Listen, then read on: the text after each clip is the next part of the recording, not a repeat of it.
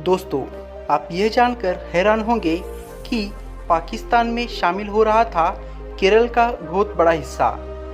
कुल्हाड़ी से हमले ने बदली राज्य की तकदीर। कहानी गांधी को सेक्स का बावला बताने वाले दीवान की। स्वतंत्रता से पहले जब भारत के बंटवारे और पाकिस्तान के रूप में एक नए मुल्क के निर्माण की बात की जा रही थी, तब कुछ ऐसी रियासतें थीं जिनकी सीमा पाकिस्तान के साथ न जुड़ने के बाद भी वहाँ के हुक्मरान पाकिस्तान के साथ ही जाना चाहते थे। साथ ही कुछ ऐसी रियासतें थीं जो न तो भारत और न ही पाकिस्तान में शामिल होना चाहती थी। सीधे शब्दों में कहे तो ये रियासतें स्वतंत्र रहना चाहती थी। इन्हीं रियासतों में से एक थी त्रावणकोर रियासत। त्रावणकोर केरल की राजधानी तिरुवनंतपुरम से करीब 180 किलोमीटर की दूरी पर स्थित है। भारत की स्वतंत्रता और उसमें देश की तमाम रियासतों के विलय के बारे में जब बात होती है तो कश्मीर, हैदराबाद और यहाँ तक कि जूनागढ़ जैसी छोटी रियासत के जिक्र के बीच त्रावणकोर कहीं न कहीं पीछे रह जाता है। इसका सबसे बड़ा कारण एक 25 वर्षीय युवक द्वारा त्रावणकोर के दीवान सीपी रामास्वामी अय्यर की हत्या का प्रयास है। दरअसल त्रावणकोर के दीवान सीपी रामास्वामी अय्यर, जिन्हें सामान्यतः सीपी के नाम से जाना जाता था, वह भारतीय गणतंत्र में शामिल नहीं होना चाहते थे। अर्थात उनकी महत्वाकांक्षा एक अलग देश बनाने की थी। इसके लिए उन्होंने मोहम्मद अली जिन्ना के साथ एक संधि भी कर रखी थी। इतिहासकार ऐसा मानते हैं कि सीपी को डर था कि भारत जवाबी कार्रवाई करते हुए त्रावणकोर पर आर्थिक प्रतिबंध लगा सकता है। इसलिए उन्होंने कवर के तौर पर जिन्ना से व्यापारिक समझौता भी कर लिया था। 22 जुलाई 1947 को भारत के अंतिम वाइसराय लॉर्ड माउंटबेटन ने सीपी के साथ हुई मीटिंग के बाद कहा था, सीपी के मन में भारतीय नेताओं के लिए एक भी इज्जत नहीं है। सीपी ने माउंटबेटन को कहा था कि गांधी सेक्स का बावला यानी सेक्स मैनियक है, जो युवा लड़कियों से हाथ नहीं हटा सकते, और जवाहरलाल नेहरू तो अस्थिर है। अलग देश बनाने की वे मंशा रखते हैं। गौरतलब है कि 18 फरवरी 1947 को ब्रिटिश प्रधानमंत्री क्लेमेंट एटली भारत को सत्ता हस्तांतरित करने की घोषणा कर चुके थे। इसके बाद 3 जून को भारत और पाकिस्तान को सत्ता हस्तांतरण के प्रस्तावों को सार्वजनिक किया गया था। प्रस्ताव में करीब 500 रियासतों को मुक्त छोड़ दिया गया था। इसका सीधा अर्थ यह था कि ये रियासतें न तो भारत का हिस्सा है और न ही पाकिस्तान का। हालांकि इस प्रस्ताव में यह जोड़ा गया था कि इन रियासतों से अब मुकुट की सर्वोच्चता समाप्त हो जाएगी, यानी इन रियासतों में भी अब राजतंत्र नहीं रह जाएगा। इस घोषणा के ठीक बाद 11 जून को ही सीपी ने घोषणा करते हुए कहा, इस प्रस्ताव के साथ जिस दिन ब्रिटेन भारत की सत्ता छोड़ेगा, त्रावणकोर एक स्वतंत्र देश बन जाएगा। सीपी की घोषणा के एक हफ्ते बाद यानी 18 जून को त्रावणकोर राजा चिथिरा थिरुनल बलराम वर्मा ने रात 8:45 बजे त्रिवेंद्रम रेडियो स्टेशन पर अपनी स्वतंत्रता की घोषणा की। इस घोषणा में उन्होंने कहा, 15 अगस्त 1947 को त्रावणकोर पूरी तरह से अपनी स्वतंत्रता और संप्रभुता को फिर से हासिल कर लेगा। ऐसा बिल्कुल नहीं था कि ब्रिटेन के प्रधानमंत्री एटली की घोषणा के तुरंत बाद त्रावणकोर के दीवान या राजा ने स्वतंत्र राष्ट्र का स्वप्न देखा था, बल्कि इसकी पूरी तरह से प्लानिंग की गई थी। मोहम्मद अली जिन्ना से लेकर अन्य बड़े देशों के साथ त्रावणकोर द्वारा गुप्त समझौते करना यह दर्शाता है कि सब कुछ सोच समझकर किया गया था। यदि इसे यह कहा जाए कि त्रावणकोर ने खुद को एक बड़े शक्तिशाली देश के रूप में प्रस्तुत करने की योजना बनाई थी।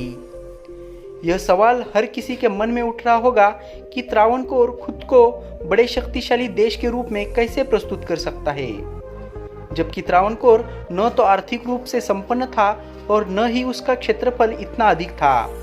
इसका सीधा सा जवाब है त्रावणकोर के पास मोनाजाइट था। मोनाजाइट एक ऐसा पदार्थ है जिसमें थोरियम पाया जाता है, जिसके उपयोग परमाणु बम बनाने में किया जाता है। 40 के दशक में ही मोनाजाइट को अमेरिका, सोवियत संघ जैसे देशों द्वारा बहुत उपयोगी बता दिया गया था। तत्कालीन स्थितियों में त्रावणकोर दुनिया में मोनाजाइट के सबसे बड़े आपूर्तिकर्ताओं में से एक था। सबसे बड़ी बात यह थी कि मोनाजाइट के दूसरे बड़े उत्पादक ब्राजील की तुलना में त्रावणकोर का मोनाजाइट कहीं अधिक उत्तम था। वह ऐसा दौर था जब पूरी दुनिया परमाणु क्रांति की अंधी दौड़ में भागने को तैयार थी। त्रावणकोर के दीवान सीपी को यह आभास हो गया था कि वह दुनिया के सबसे कीमती खजाने पर बैठे हुए हैं। वह जानता था कि दुनिया परमाणु क्रांति के दौर में प्रवेश कर रही है। अमेरिका द्वारा नागासाकी और हिरोशिमा में परमाणु हमला करने के बाद सीपी ने त्रावणकोर के राजा को पत्र लिखते हुए कहा था कि अगर थोरियम का उपयोग परमाणु बम के निर्माण के लिए किया जाता है तो त्रावणकोर का स्थान पूरी दुनिया में बहुत ही ऊंचा हो जाएगा। हालांकि त्रावणकोर और वहां के दीवान सीपी की यह चाल सबके सामने आ गई। इसके बाद अप्रैल 1947 में भारत की अंतरिम सरकार की एक कैबिनेट बैठक में कथित तौर पर जब नेहरू ने यह कहा कि वह त्रावणकोर पर हवाई हमला कर सकते हैं, तब सीपी ने भारतीय नेताओं की परवाह नहीं की, क्योंकि उन्होंने यह मान लिया था कि जब तक उनके पास मोनाजाइट है अंग्रेज उसकी बोली लगाते रहेंगे। ओ मनोरमा में प्रकाशित लेख के अनुसार एक और जहां दीवान की महत्वाकांक्षा बढ़ती जा रही थी, वहीं दूसरी ओर उसके प्रति जनता में आक्रोश भी बढ़ रहा था। जनता के इस आक्रोश का सबसे बड़ा कारण अक्टूबर 1946 में पुन्नपरा वायलार विद्रोह में सीपी द्वारा लगभग लोगों की निर्मम हत्या कर दी गई थी। चूंकि त्रावणकोर के दीवान सीपी रामास्वामी अय्यर ने विद्रोह को क्रूरतापूर्वक तरीके से कुचल दिया था, इसलिए विद्रोहियों के एक गुट ने दीवान से बदला लेने का निश्चय किया और इसका काम सौंपा गया 25 वर्ष के एक युवक CS मनी को। हुआ कुछ यूं कि स्थानीय संगीत महाविद्यालय में एक कार्यक्रम आयोजित किया गया था। वहां बिना पास के प्रवेश की अनुमति नहीं थी, लेकिन CS मनी ने बेहद चालाकी से पास हासिल कर लिया था।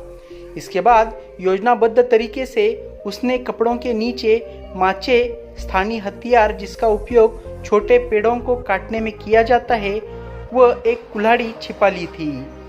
इस कार्यक्रम में दीवान सीपी भी पहुंचे और जैसे ही कार्यक्रम समाप्त हुआ, दीवान पुलिस को साथ में लेकर हॉल की तरफ निकल गए। मनी अब भी हॉल के बारे में बाई छोर पर बैठा हुआ था, जहां से दीवान को बाहर निकलना था। दीवान के पास आते ही मनी अपनी जगह पर खड़ा हो गया। इससे पहले कि मनी माचे निकालता, उसे यह समझ में आ गया कि यह कपड़ों में कहीं फंस गई है, इसलिए उसने कुल्हाड़ी निकाल ली और गुस्साए भेड़िए की तरह दीवान पर टूट पड़ा। इसके बाद उसने अंधाधुंध तरीके से दीवान पर वार किए। हालांकि आसपास खड़े लोगों और वहां मौजूद पुलिस ने मनी को पकड़ने का प्रयास किया, लेकिन तभी लाइट चली गई और मनी भाग खड़ा हुआ। दीवान के चेहरे और गर्दन पर गहरे घाव हो गए। हालांकि उनकी जान बच गई थी, इसलिए 28 जुलाई को जब वह थोड़ा ठीक हो गए तो उन्होंने राजा को अपने अस्पताल के बिस्तर से एक पत्र लिखा। इस पत्र में दीवान ने कहा था कि केवल 2 विकल्प है, भारत में शामिल हो जाओ या स्वतंत्रता की घोषणा करो। यदि त्रावणकोर के स्वतंत्र रहने का विकल्प चुनते हैं तो एक खूनी लड़ाई के लिए तैयार रहे, क्योंकि 6 महीने में गृह युद्ध छिड़ जाएगा और साल के अंत से पहले कांग्रेस नेताओं की हत्या कर दी जाएगी। 2 दिन बाद 30 जुलाई को त्रावणकोर के महाराजा ने वाइसराय को विलय पत्र में अपनी स्वीकृति देते हुए टेलीग्राफ किया। वास्तव में त्रावणकोर के राजा चित्तूरा थिरुनल बलराम वर्मा और दीवान सीपी रामास्वामी अय्यर को यह समझ में आ गया था कि जब रियासत के सबसे सुरक्षित व्यक्ति पर इस तरह से जानलेवा हमला हो सकता है तो फिर रियासत में कोई भी सुरक्षित नहीं होगा। इस तरह से एक युवा CM CS मनी द्वारा दीवान की हत्या के प्रयास ने न केवल त्रावणकोर का बल्कि भारत में विलय करवा दिया, बल्कि केरल के इतिहास को भी बदल दिया। तो दोस्तों, ये थी कहानी त्रावणकोर रियासत की भारत में शामिल होने की। आप इस कहानी के बारे में क्या सोचते हैं ये कमेंट बॉक्स में लिखिएगा। साथ ही वीडियो पसंद आया हो तो वीडियो को लाइक कीजिए, शेयर कीजिए और अपने चैनल को सब्सक्राइब करना बिल्कुल ना भूलिए।